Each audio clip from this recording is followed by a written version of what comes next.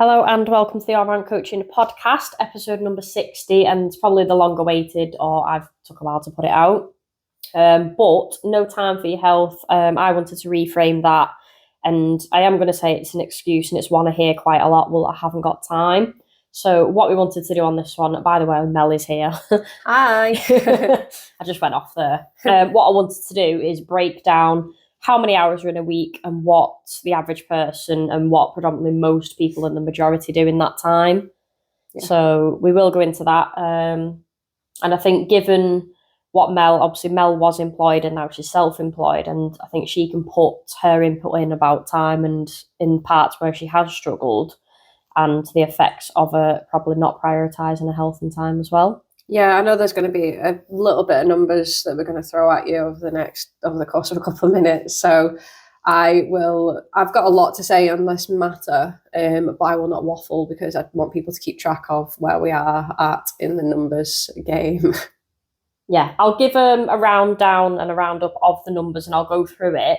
So in a week, there's 168 hours, and I think you'll all be impressed that obviously we've got this on paper and actually done. I did sit and do it in a longer version and found a shorter version of how to do it.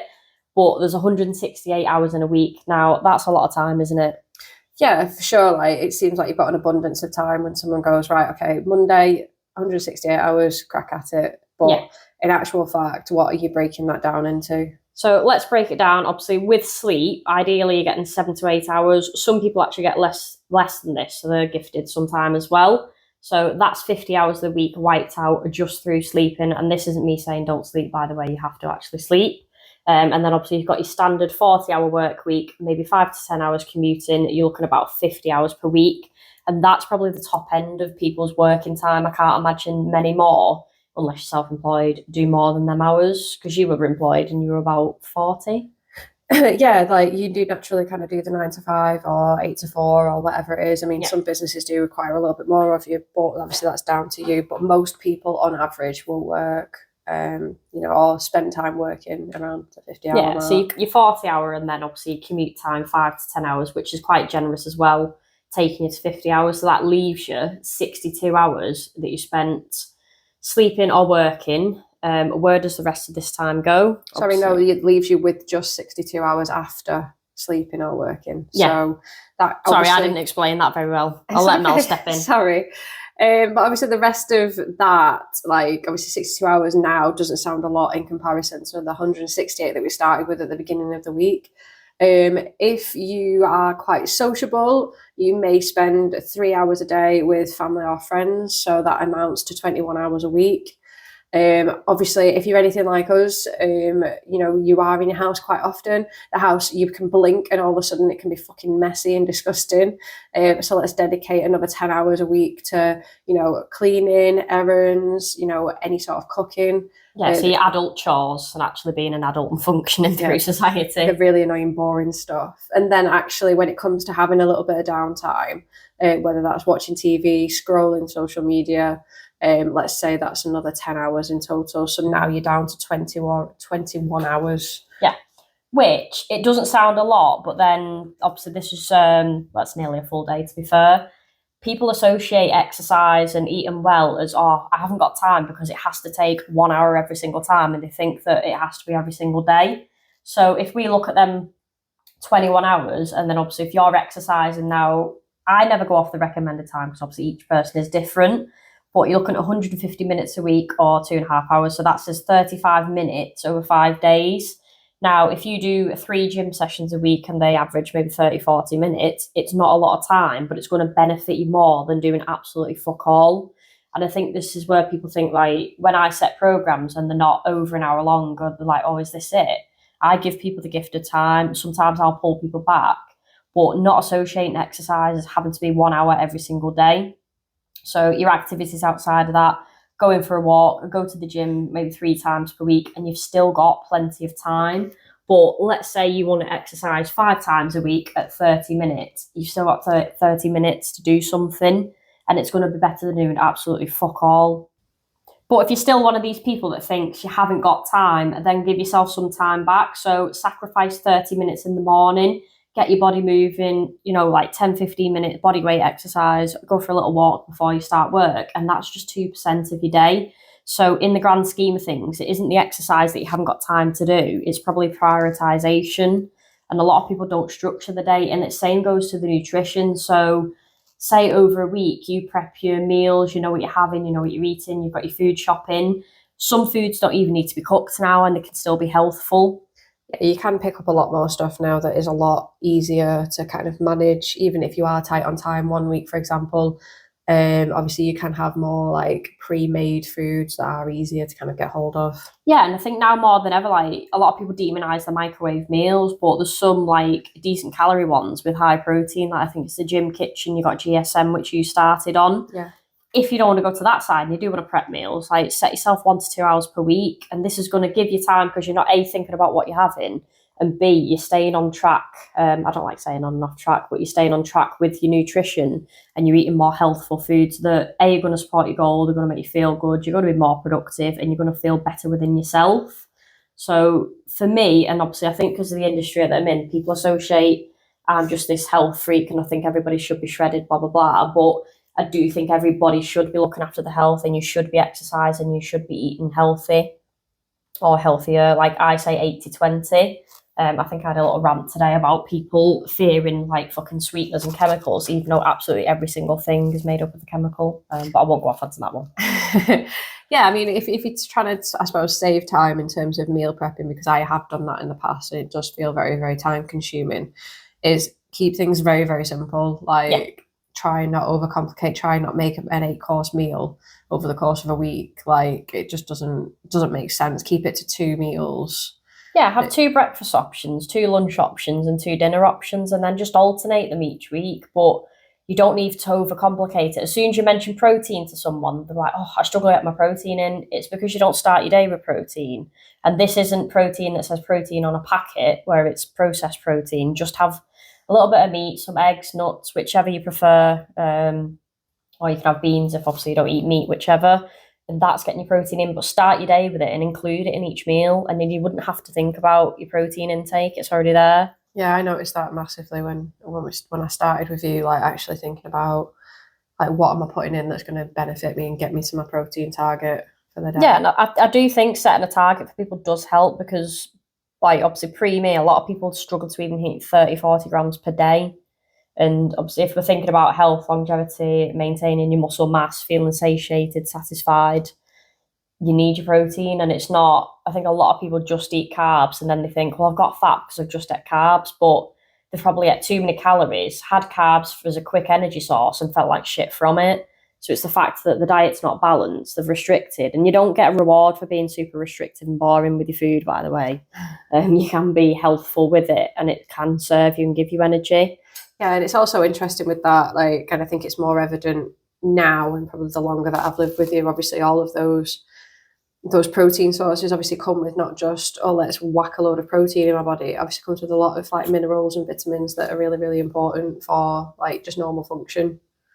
Yeah, and you get people eliminating food groups, especially fats and carbs, and I don't know why, because they aren't what make you fat. Eating too much makes you fat, but then they start to wonder why the energy levels are dropping or they're deficient in certain nutrients, and it's because people start to exclude food groups and associate that food as bad.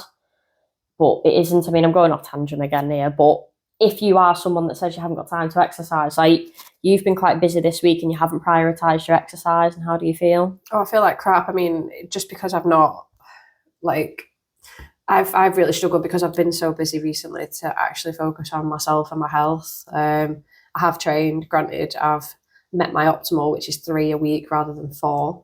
I haven't hit all of my cardio, which is incredibly frustrating, a couple of weeks up to the holiday. And obviously my steps this week have been massively like by the wayside, which is just not in my standards like good enough. Well, you're not feeling too well at the minute and you're probably a little bit run down as well.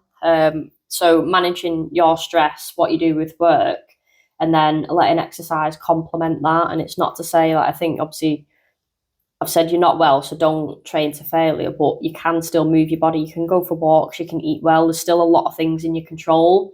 So if you are someone that says you haven't got time to exercise, you haven't got time to go for a walk, you haven't got time to eat well, I'll say it's a prioritization of that time. It's your time management, it's your structure. And if you haven't got time to exercise and eat healthful, then you're going to have to make time to be ill. Well, yeah, that's exactly what's happened. Like, I think that's why it's important to do this podcast now, because like over the last 2 or 3 weeks, I've spent so much time going, I'm so busy, I'm so busy, I'm so busy. Granted, I have done things that I know are beneficial to me, but I've probably not moved as much as what I should have done. Not prioritised myself. And then where I've wound up is that this week I've ended up with a ridiculous head cold. I feel absolutely wiped, but I've still got to work because I'm self-employed. Like the people that pay me are expecting the work that they're paying for, so I can't have a sick day. So if it's very, very important. It's even more important to me now to actually look after myself, because if I have a sick day, then I'm not getting paid. Like if I get ill, I've then got to suffer with the consequences even more. Yeah, and I think just people don't associate like the health is important, and they think exercise is just a fat loss tool. But think of how you want to show up for your family, how you want to show up for yourself, how you want to show up for your business or your work, whichever you do in your career. You're going to be more focused, more productive, and obviously if you're healthier, you're going to be able to fucking enjoy your money more if that's your main aim as well. Yeah, and I get it. Like, I've been on the other side of the fence, or even obviously more recently, where you just feel so stressed, you feel so tied up, like with work, and the fact that time just seems to just get away from you. But if I was being very, very honest with myself, like there's a lot of things that I could do to make my life a lot easier. For example, I should lock my phone in a fucking other room rather than sitting and scrolling, because I'm procrastinating because I don't want to do the thing that I'm doing. I think so many people, and I'm never going to say it to people like it'll be micromanaging, but watch your screen time, because I can guarantee people spend about 3 or 4 hours out of their day sat on social media scrolling, or they'll sit and watch fucking Netflix for 2 to 6 hours if they're on a binge. Like, we've done it, but one thing I always say is like, I want to make sure I'm gonna get my steps in.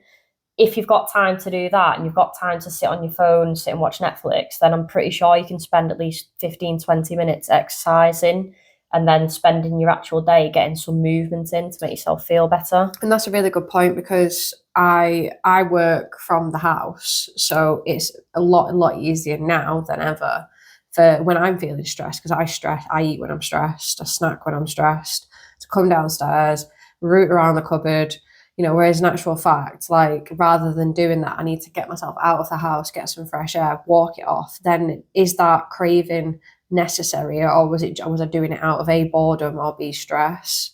And actually getting a walk in gives you a lot more clarity around what your next steps are during the day. Yeah, I think from a lot of walks as well, some of my best ideas and our best discussions come from having a walk. So if you're someone that thinks, oh, well, fuck's sake, I don't want to have a walk, I haven't got time, and you're not being very productive, then it might be the walk that changes that. A natural break in the day does make you more productive as well. Like, it actually, I don't know what the science is and stuff, but I know that it's proven that it's beneficial for you I'm sure it's China that do a study with that, or it has been studied where every 45 minutes, if you just get up and move, your productivity and focus is better. Yeah. And it's the same with like the little nana naps, to be fair. Your 15 to 20 minute naps help you be more productive. I'm advocating. I don't think I could sleep. I've not had a nana nap for ages, but I feel like I need one. And it's been a mental week, and I think a lot of people say to me, I think you've said it as well, I don't know, I make it look easy on the scope of like exercise, and it's that ingrained in me because I've done exercise for 21 years. I don't see it ever stopping, but I know if I did stop, I'd feel like absolute shit, because not just from an aesthetic side, but the mental health, can't talk, mental health. The mental health. The mental health side of things, like that was always my saviour as well. And obviously therapy, I don't just bury it into the gym. Actually go and talk to someone, but that was my saving grace. So if you haven't got time to exercise, then your future self is not going to thank you. You're not going to be healthy. You can't expect to be healthy. Don't expect the results if you do not put the work in. Yeah, I've certainly not gone self-employed. I'm certainly not building a business for the next 10 years for me to be absolutely decrepit because I've not looked after myself, whether that's from a stress perspective or whether from a health and physical perspective. I just can't do it. I know that I can't. I've got to train. It's part of, and it's, to be honest, I said this to one of my clients the other day, it's a non-negotiable. Like I give myself that hour during the day to train, and that's at 11 o'clock, and it's out of the ordinary for most people working 9 to 5, but I'll still work later on in the day, but I need that break to kind of go and move. Yeah, and if you do work a 9 to 5 or your shifts are a little bit weird, then find a sweet spot for you. Like my time isn't 6 a.m, but I like training a little bit early morning. If you have more energy after work, go to the gym after work or exercise after work. Yeah. If you've got more energy before work, go before work. Like it doesn't have to be what society tells you. Like find your sweet spot, find the times that you're productive. Yeah, for me, like it used to be like I worked from home 2 days a week, so those were my training days as well as my 2 days at the weekend. So don't try and fucking kill yourself trying to do everything in a day. Like figure out when you actually have the time to do it. Yeah, we always have time. It's how we prioritize it. But set a schedule. Like every single week, if not a Sunday or a Monday, I write out my entire week. Like I know when I've got my clients in, I know when I'm doing my admin, I know when I'm doing my content. But I also know when I'm doing my training to look after myself, when I'm doing my cardio, when I'm going to go for a walk, when I'm going to have my meals. Like everything is scheduled, so I know that my time's there. People procrastinate, and I used to do it in the past when I had no structure, and we never know where that time's gone because we haven't had a fucking clue or a structure of the day. So if you are someone, and we'll wrap it up, that says you don't have time, remember you probably do. It's not about finding the time, but making the most of that time, because obviously health is worth it. And if you neglect your health now, it will, and I can promise everyone, it will show up in later life. Yeah. So here we go. And we will be back next week with probably another TED Talk and a rant, that it seems. But hopefully you've enjoyed this one. If you are someone that does struggle with time, that's where I probably come in and help with a little bit of structure, some guidance and accountability. Now, obviously, full online coaching that's where I come in and help a little bit more. That's where I take the thought out of everything for you. And I won't do the work because obviously you still need to show up, but I can help you how to build results and how to sustain them and obviously build that lifestyle over time. Yeah, there you go. There we go. See you later. Bye.